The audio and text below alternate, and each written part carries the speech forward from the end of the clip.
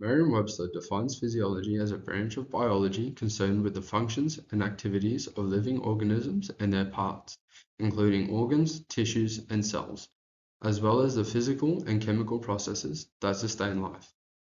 Physiology focuses on understanding how the body works at both a structural and functional level. An individual's physiology is unique and cannot be directly compared to that of others, as it is influenced by factors such as genetics, age, training history, and overall health. Because of its variability, physiological testing is primarily used to identify patterns and trends in measures such as heart rate, respiratory rate, and VO2 max. These metrics provide insight into how the body responds to exercise and stress. While testing specific data points at a given time, its true value lies in repeated measurements, allowing athletes and practitioners to track changes over time, monitor progress, and make informed decisions about training and performance. In a pedagogical sporting context, students could use physiology in areas of fitness and biology testing. It is commonly used to monitor heart rate zones and track how the body responds to increasing levels of effort. In this example, a student, or in this case, I performed a set of hill sprints and recorded my heart rate at consistent intervals from beginning to end of the session to ensure clear and measurable trend.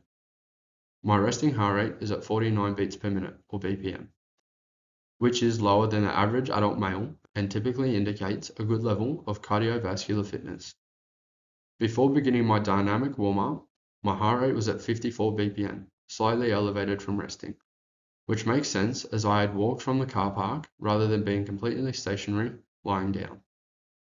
During the warm-up, my heart rate increased steadily, reaching 78 BPM just before the first sprint.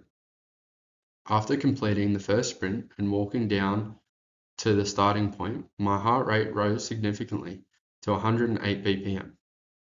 Following a 30-second rest, it decreased slightly to 104 BPM. Indicating partial recovery.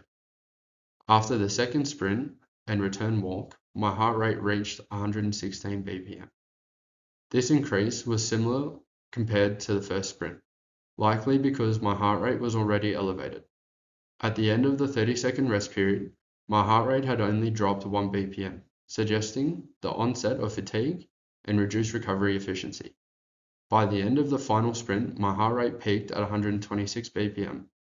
The gradual increase throughout the session reflects the cumulative effort of fatigue and lactic acid buildup, both of which contribute to higher levels of exertion and reduced recovery capacity as the workout progresses. And these are my two references for this video.